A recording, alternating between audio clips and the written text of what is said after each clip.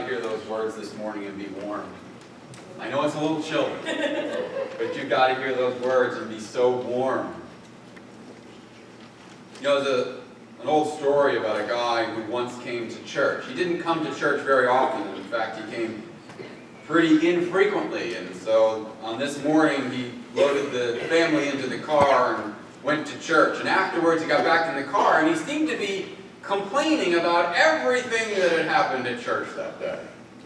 You know, the music was too loud, or he didn't like that kind of music. It was cold in the building. The seats weren't really all that comfortable. You know, the people, they didn't seem to be all that friendly.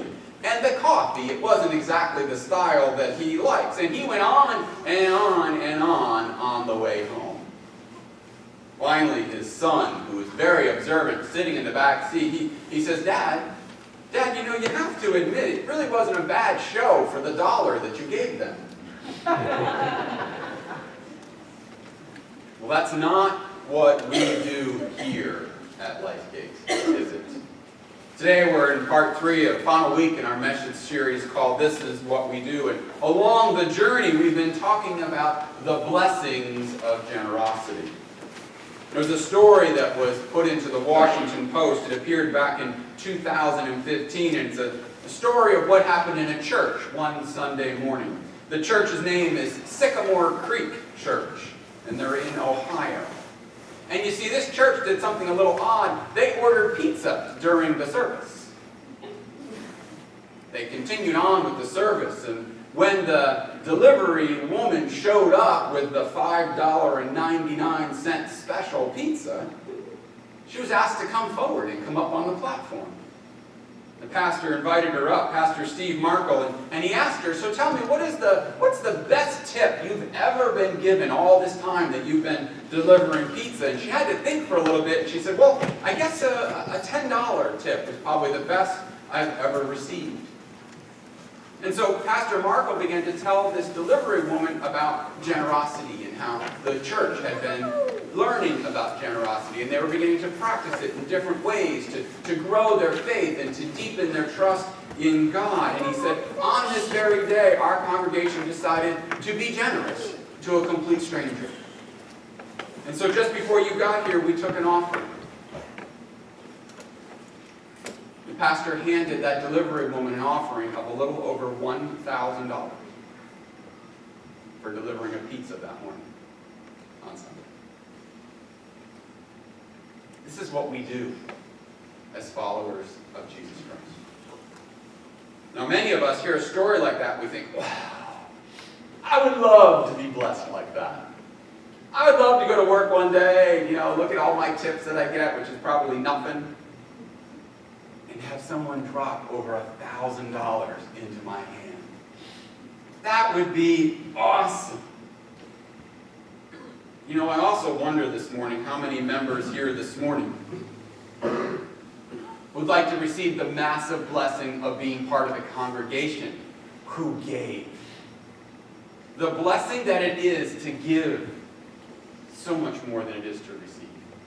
The blessing that it is to hear the excitement in her voice and to know how you've impacted someone and shown the gift and the love of God right then and there. How many of us want to be blessed like that? Because this is what we do as followers of Christ. Because of what Jesus did, we lead the way in the world with crazy, unexplainable, sometimes completely illogical generosity in the world. People look at us and go, why did you do that? Well, it's because of what Jesus did for us. As followers of Jesus Christ, this is what we do. We also recognize that there's a difference between giving and generosity. We know they're completely different things because everybody gives something at some point in their life. But it's different when we live a generous life. Generosity is when we orient our whole life around the thrill of being used by God to make an impact in the world. As Christians, we want to grow beyond where so many people live today. And we've talked about this. We want to move beyond the mindset of scarcity. We don't want to be in that cycle that continues to spin us in circles.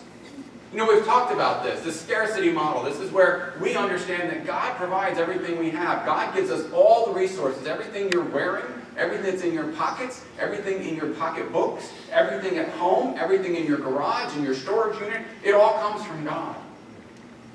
And if we allow ourselves to have a scarcity mindset, then what we do, as soon as we get a resource, what do we do with it? We spend it. We consume. And sometimes we consume on good things. We pay for heat and lights and food, and we consume and we consume and we consume, and before you know it, the end of the month comes and there's still things left to buy, but no money to buy them with. And we begin to feel lack. We don't have what we want or what we think we need. And then when we lack, what do? Fear sets in. Now we're afraid. How am I going to pay for this? How am I going to pay for that? Where's the money going to come from? And then God, in His ultimate wisdom, starts the cycle and says, okay, so here's some more resources. And the month starts over and a new paycheck comes, or a new disbursement comes, or a new retirement check comes, or you wait in the mail to see your bank account get the debit that you're waiting for, right? And then, what do? We consume.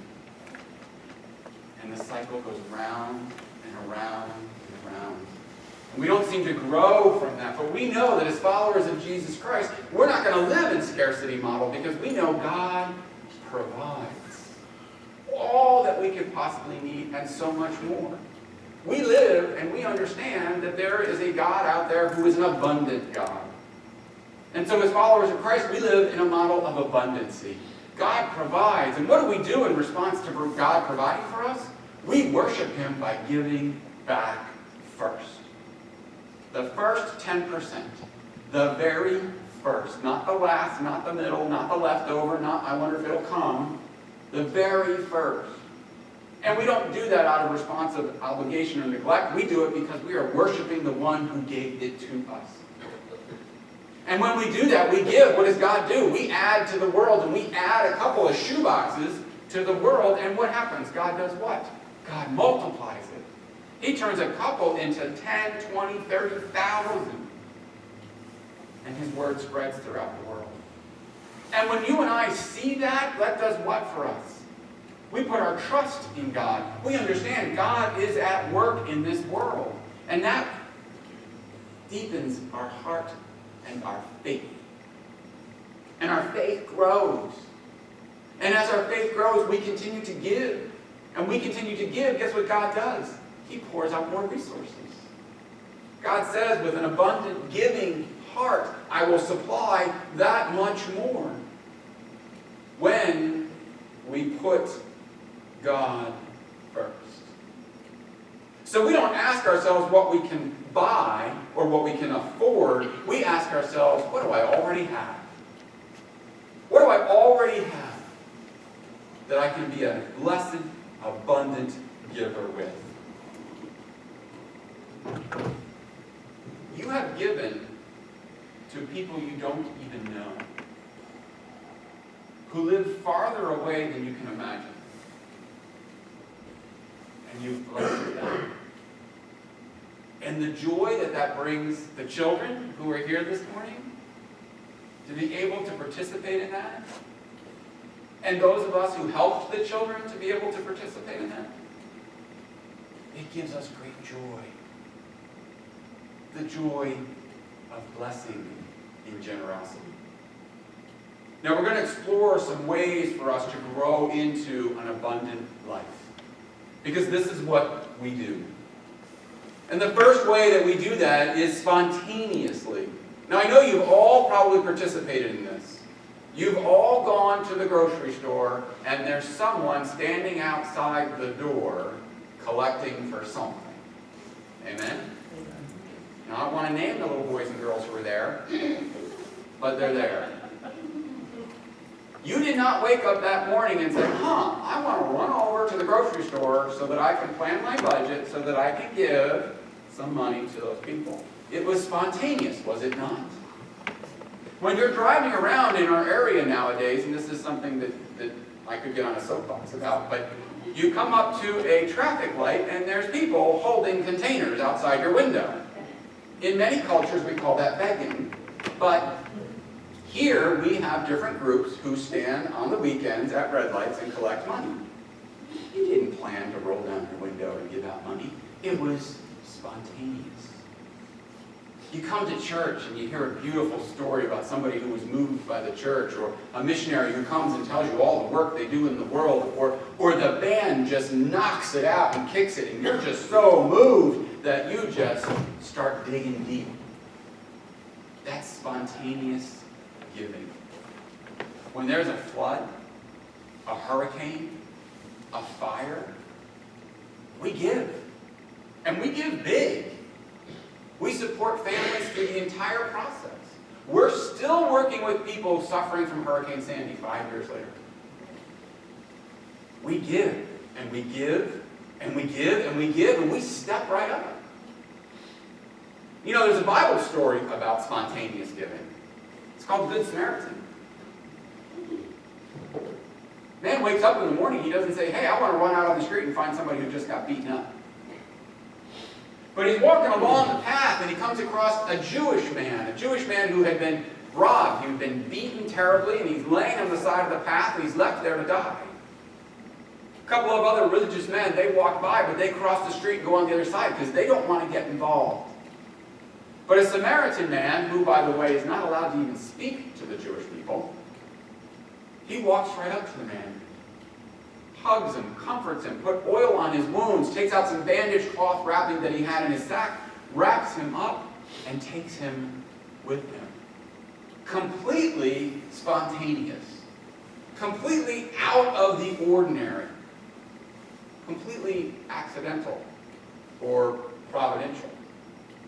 Takes the man to a motel, an inn, pays for his room, gives the innkeeper a little extra money to help him on the next day, and then goes on his way. That's spontaneous generosity. And that's what a lot of us do, and unfortunately, that's what a lot of us do all the time. I'll share a story with you. Some of you may have heard this story. It's a personal story of mine about spontaneous giving. A very good friend of mine runs a missions program called Building Up. And she's been working in the Dominican Republic for many, many years. And my wife and I are good friends with her, and we've supported her over the years through the various churches I've been assigned to. We've always kept in close contact. Our children know one another. And so one day I'm in the church, and Anne's coming down the hallway, and she looks very upset. And so I ask her what's going on, and Anne says, well, a good friend of hers in the Dominican Republic was just diagnosed with breast cancer. And they have no insurance and no money. So it looks like she's going to die. And I thought, well, that's crazy. That doesn't make any sense. I said, we'll pay for it. And so Anne got all excited. She says, oh, that's great, that's wonderful, I can't wait to tell her. And she goes running off, and then I thought, I mean, I'm a cancer survivor. I saw the bills that came into our home. How are we going to pay for that? Oops. It turns out, to pay for that in the DR, it was nothing. It was nothing. But it was spontaneous. I didn't wake up that morning saying, gee, I want to give. But God called upon a heart in a moment's notice to respond. That's our spontaneous giving. But like I said, some of us stop there. That's the only way we give. That's the only way we're generous. We tend to just think, well, when it comes along, God will ask, and if I have it in my pocket, or if I have it in my heart, I will give. There's another way for us to give as followers of Jesus Christ, and that's strategically. And this is when people say to me as the pastor, oh, Pastor, I wish I could do more, but I can't. You have to know if you said that to me, I'm saying back to you, yes, you can. Yes, you can. You've just chosen not to. That's what it comes down to. Because strategic givers plan ahead. And the very first thing we plan for is our tithe. The very first fruits that come into our homes and into our pocketbooks and into our checkbooks and into our wallets is 10%. It goes back to God. And people say to me, oh, I could never do that. Yes, you can. You can. It takes strategy. It takes working up to it. We have to build little by little by little. We have to rearrange our budgets. Some people say to me, but that would mean I have to change everything I do. Yeah? That's what happens when we put God first in our lives. The prophet Isaiah said this, generous people plan to do what is generous. And then, the prophet says, they stand firm in their generosity. Those things do not change for them. Some of you I know have taken the course Financial Peace University. We've offered it here, and we've offered it at the other church in Northfield, and we'll be offering it every cycle that we possibly can. But the Financial Peace University teaches people you already have a plan for your money. No matter how broke you are, you have a plan. Your plan is to spend it. Otherwise, you wouldn't be here. So even if there's nothing written down on a piece of paper, what's your plan with your money? To spend it. And when I don't have enough, what do? I borrow it. I put it on credit. Ooh, here's a good one. I lay it away. You do what? I tell them to put a product that I really, really want in the closet, and then I sacrifice for the next 6 or 9 months so that I can go get a product that is now 6 or 9 months old. Because I really needed it 6 or 9 months ago. That's our plan. But God says, no, you don't have to do that. You don't have to live with all that stress and all that anxiety over finances, because God is an abundant God. He pours into us. And so when He pours into us and our first response is to tithe back, He then pours more. He pours more. We need to have a plan. There needs to be a strategy. The story of a man by the name of Russell Herman. Russell Herman was 67 years old when he passed. He passed in 1994. He had an amazing will that he left. And the will said some of these things. He included $2 billion to be given to his home city of East St. Louis. He then included another $1.5 billion to go to the state to help social services. He then included another $2.5 billion to go to the National Forest System. Is this been an incredible bill? He then went on, and one of the last things was $6 trillion to the United States government to help pay off the national debt. What a heart.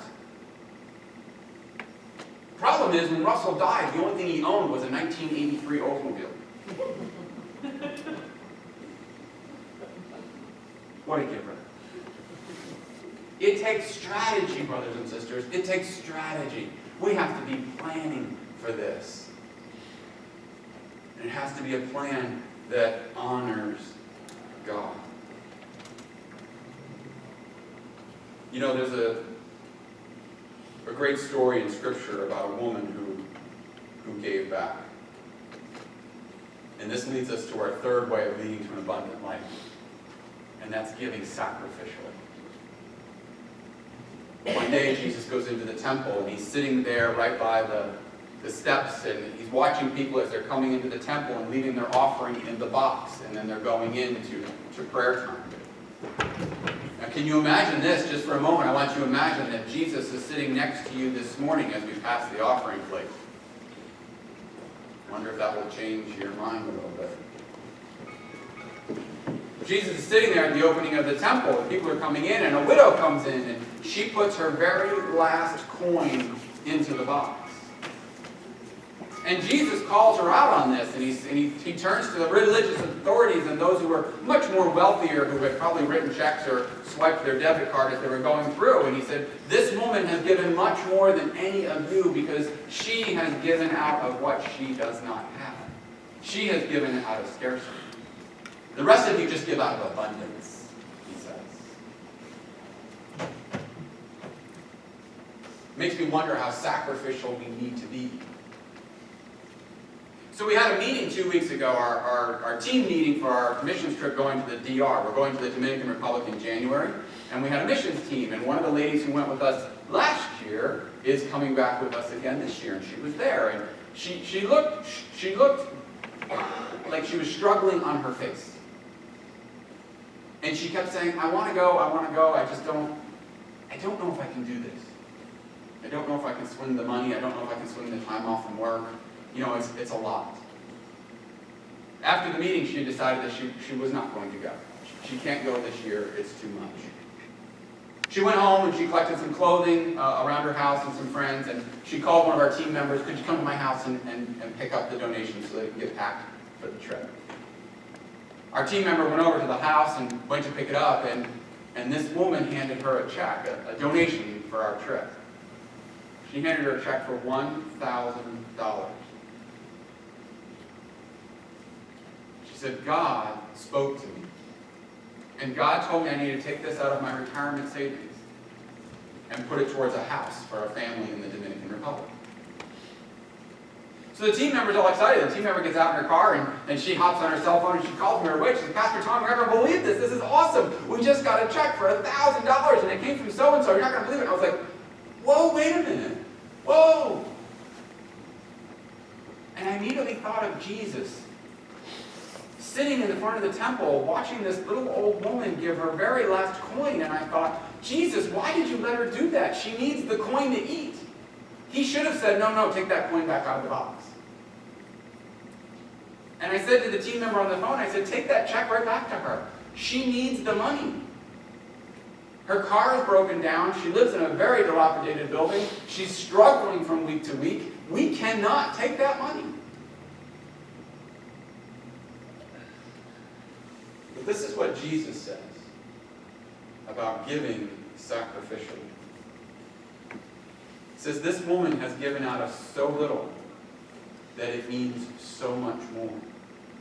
And those who give out of abundance without sacrifice don't understand the depth of her love and her grace for her Lord and Savior. And Jesus says to her, I do not want to take away your blessing of giving. I said to the team member on the phone, I took a breath and I said, we have to be thankful. We have to be thankful for the blessing of the giving that she just gave so that we can build a house. Brothers and sisters, to live a life of abundance, we need to give spontaneously. Yes, we do. When there's an immediate need, we need to step up and show up and be the ones. We need to give strategically and have our plan in place so that 10% is not something where we say, oh, there's no way I could ever do that. Yes, you can. Yes, you can, if you plan for it. We also need to be givers who will give sacrificially. That when the Holy Spirit touches our hearts, we move. And we move in mighty and big ways. If you haven't experienced the blessing of giving, I encourage you to do it today. It will make your day. It will make your week. It will make your month. It will make your life. Because this is what we do as followers of Jesus Christ. I am so excited to see these boxes.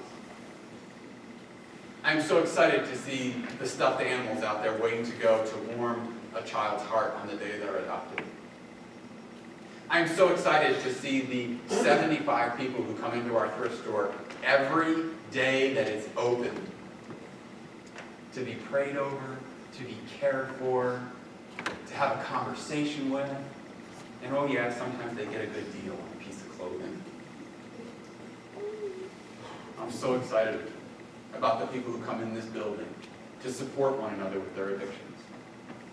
I'm so excited about the parents who drop their kids off here so that they can learn a scouting program that teaches them a way of living in an ethical and moral way and to reach out to their Creator. I'm so excited about all that you do in your giving. So much more can be done. we would continue to live and grow into an abundant life. Amen. As our praise team comes forward.